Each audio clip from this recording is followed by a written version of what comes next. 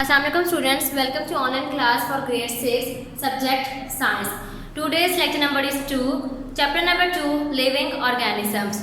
Students, आज हम discuss करेंगे root system in plants, shoot system in plants, tissues, organs, organ systems and transport system in plants. इसके अलावा students आज मैं आप लोगों को 3 क्वेश्चंस करवाऊंगी जो आप लोगों ने अपनी कॉपीज पे नीट वे में नोट डाउन करने हैं और उनको अच्छे से याद करना है।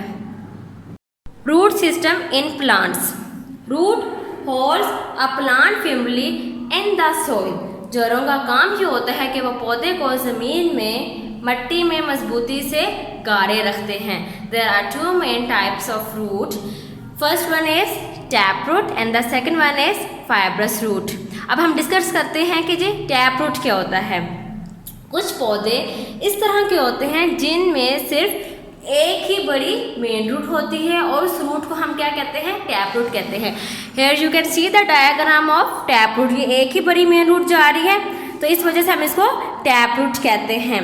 टैप रूट से भी कई छोटी जड़ें निकलती हैं। अब आप ये देख सकते हैं कि एक बड़ी मेन रूट है और इसके साथ छोटी छोटी ये जड़ें निकल रही हैं उसकी, तो इनको हम टैप रूट कहते हैं। For example carrot, radish and turnip have tap roots. इन तीनों चीज़ों में एक ही बड़ी मेन रूट पाई जाती है, इस वजह से इनको हम टैप रूट कहते हैं। Next one is fibrous root. Fibrous root क्या होता है? कुछ पौधों में एक ही साइज के बहुत सी मेन रूट्स होती हैं, ठीक है, उनको हम क्या कहते हैं, फाइब्रस रूट कहते हैं। फाइब्रस रूट से भी कई छोटी ब्रांचेस निकलती हैं जिस तरह टैप रूट से भी निकलती हैं। Here you can see the diagram of fibrous root. ये देखिए, ये बहुत सारी जो हैं वो मेन रूट्स निकल रही हैं, ठीक है, एक ही साइज़ की बहुत ज़्यादा मेन रूट्स हैं और उसके साथ जैसे टैप रूट में आगे जड़ें निकल रही थी, इसी तरह फाइब्रस रूट में भी आगे बहुत ज़्यादा जड़्स निकल रही हैं इनकी। अच्छा, इसकी जो फाइब्रस रूट की एग्जांपल्स में क्या क्या आता है, वीट एंड ग्रास। इस तरह के जो पौधे होंगे प्लांट्स वो फाइब्रस रूट कहलाते हैं। अब हम डिस्कस करते हैं कि रूट कैप का क्या काम होता है। A thick root cap at the end protects the sensitive growing point of the root. जैसे कि रूट टिप, हर जड़ के आखिर में एक मोटी थिक रूट कैप मौजूद होती है जो सेंसिटिव ग्रोइंग पॉइंट की हिफाजत करता है, यानी कि उसकी प्रोटेक्शन करता है। जैसे कि रूट टिप यानी कि जहाँ से ग्रोथ स्टार्ट हो रही होती है, जड़ के वो पॉइंट जहाँ से ग्रोथ स्टार्ट होती है वो बहुत नाजुक होते हैं, यानी कि सेंसिटिव होते हैं।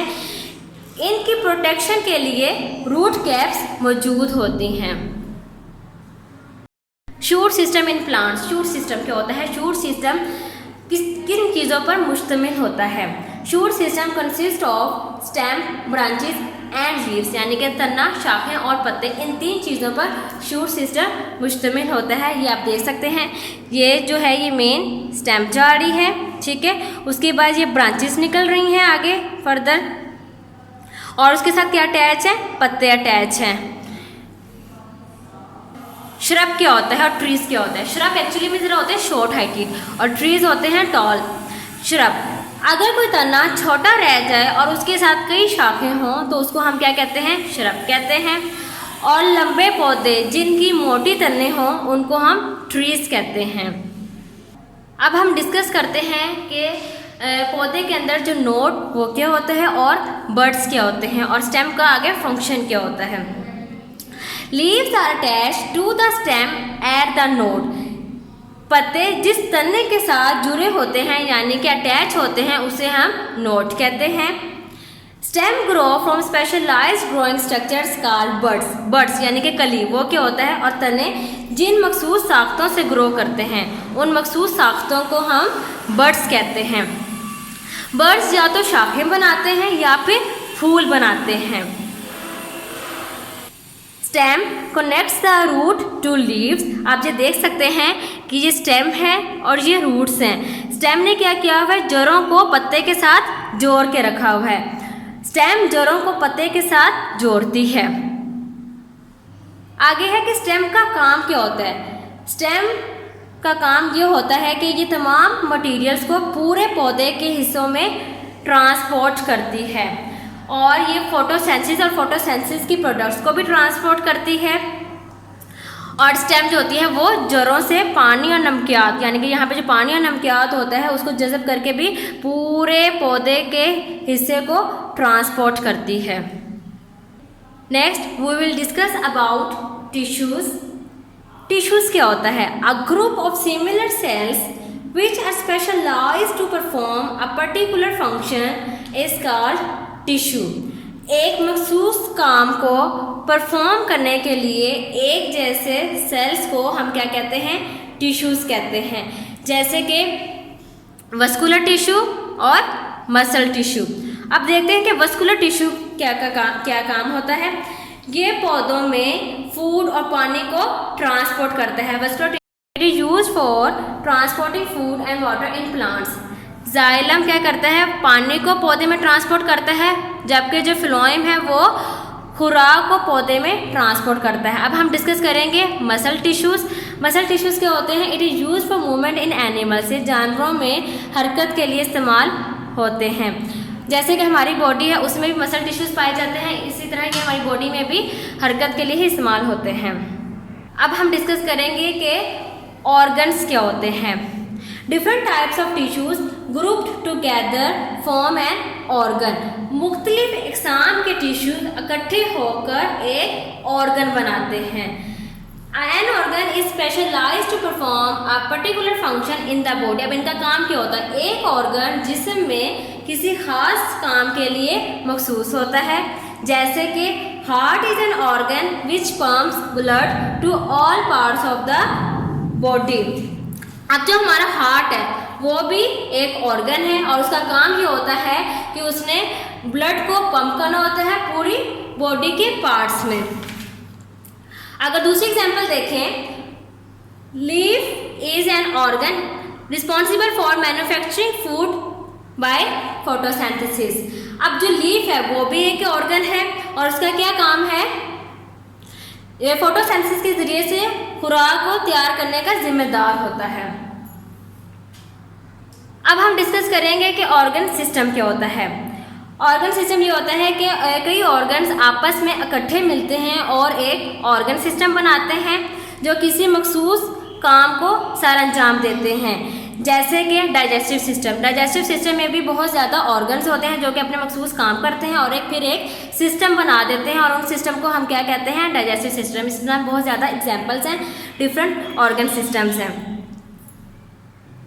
जानदार का जिस्म मुख्तलिफ इक़साम के ऑर्गन सिस्टम से बना होता है। ये तमाम सिस्टम इन अफ़आल को सरअंजाम देते हैं जिनके बगैर कोई भी जिस्म, कोई भी जानदार ज़िंदगी नहीं गुजार सकता। ट्रांसपोर्ट सिस्टम इन प्लांट्स के प्लांट्स में ट्रांसपोर्ट सिस्टम किस तरह से होते हैं? सबसे पहले हम डिस्कस करेंगे वस्कुलर सिस्टम। मल्टीसेलुलर प्लांट्स के मटेरियल की जो गर्दिश है वो एक सिस्टम के ट्यूब में होती है जिसको हम वस्कुलर सिस्टम कहते हैं। वस्कुलर सिस्टम स्पेशलाइज्ड टिश्यूज में कंपोज हुआ होता है, जाइलम और फ्लोएम। अब हम डिस्कस करते हैं कि जाइलम क्या होता है। ये बेजान सेल्स का बना होता है और इन बेजान सेल्स को हम वेसल्स कहते हैं। वेसल्स मीन्स के नाली। अच्छा, अब वेसल जो होती हैं इनकी जो दीवारें होती हैं वो मोटी होती हैं और इनका काम ये होता है कि ये पानी को जड़ों से पत्ते की तरफ ले जाती हैं। अब हम डिस्कस करेंगे फ्लोएम को। फ्लोएम पतली लंबी दीवारों वाली ट्यूब से मिलकर बना होता है जिसको हम सीव ट्यूब्स कहते हैं। अब ये सीव ट्यूब्स क्या होती हैं? ये जिंदा सेल से बनी होती हैं जिनकी इख्तितामी दीवारों में छोटे छोटे सुराख होते हैं और इनका काम क्या होता है? ये खुराक को पत्ते से दूसरे पौधों के हिस्से में ट्रांसफ़र करने का जिम्मेदार होता है। पानी जड़ों के जरिए पौधों में दाखिल होता है। जड़ के वो छोटे हिस्से जो कि पानी और नमकियात को जज़ब करते हैं उनको हम रूट हेयर्स कहते हैं। हर रूट हेयर एक पतली दीवार वाली खाली ट्यूब है और ये जड़ के बिरोने तरफ वाली सेल से भरती है। रूट हेयर्स जो होती हैं वो ज़मीनी पार्टिकल्स के दरमियान ग्रो करती हैं जहाँ पानी मौजूद होता है। जैसे ही पानी रूट सेल्स में दाखिल होता है तो प्रेशर का एक फ़र्क पैदा होता है जो कि तने में पानी को ऊपर की तरफ धकेलता है, ठीक है, यानी अपवर्ड्स की तरफ धकेलता है। पौधे पानी के बुखारात को एवेपोरेशन के जरिए हवा में खारिज करते हैं और इस अमल को हम ट्रांसपैरेशन कहते हैं। अब हम लोग पढ़ रहे हैं कि ट्रांसपैरेशन क्या होता है। Plants loss water vapour through evaporation into the atmosphere, this process is called transpiration. यानी पौधे पानी के बुखारात को एवेपोरेशन के जरिए हवा में खारिज करते हैं और इस प्रोसेस को फिर हम क्या कहते हैं, ट्रांसपैरेशन कहते हैं। ट्रांसपैरेशन को हमने डिस्कस कर लिया है। अब हम डिस्कस करते हैं स्टोमेटा क्या होता है। पानी छोटे छोटे सुराखों के जरिए बाहर निकलता है जिसको हम स्टोमेटा कहते हैं, जो कि पत्ते के निचले हिस्से यानी जो निचला हिस्सा होता है ना, उसको हम कहते हैं लोअर एपिडर्मिस, ठीक है, उसमें ज़्यादातर पाए जाते हैं।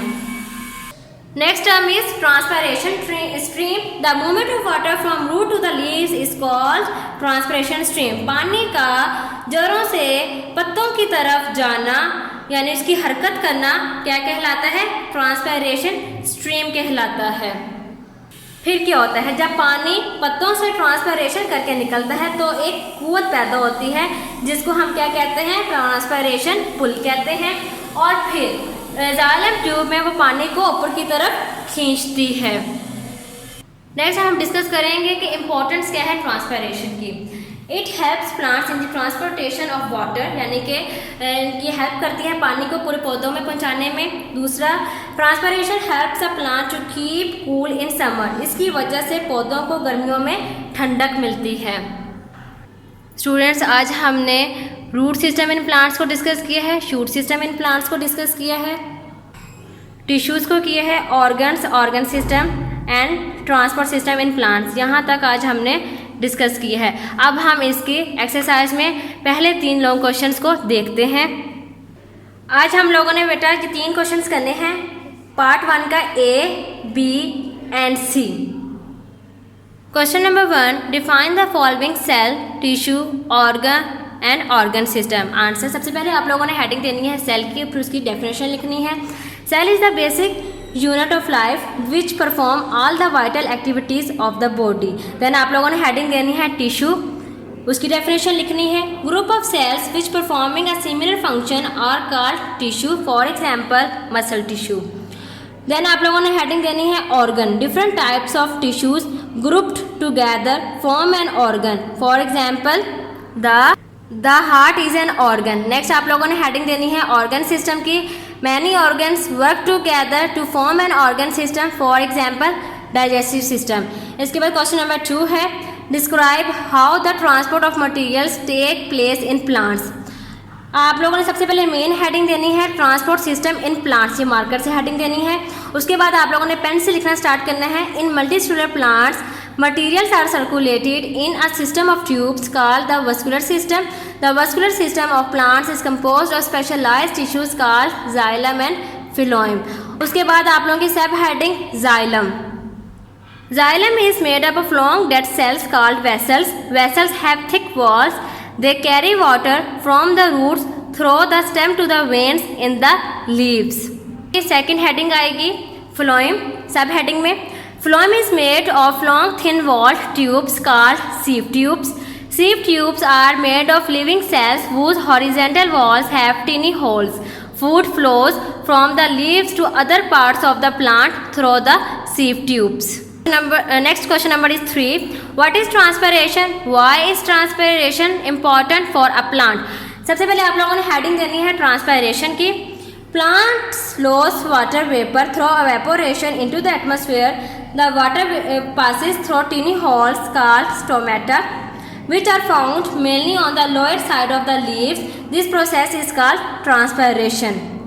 फिर आप लोगों ने हेडिंग देनी है importance of transpiration. Transpiration helps a plant to keep cool in summer. Second, it helps plants in the transpiration of water.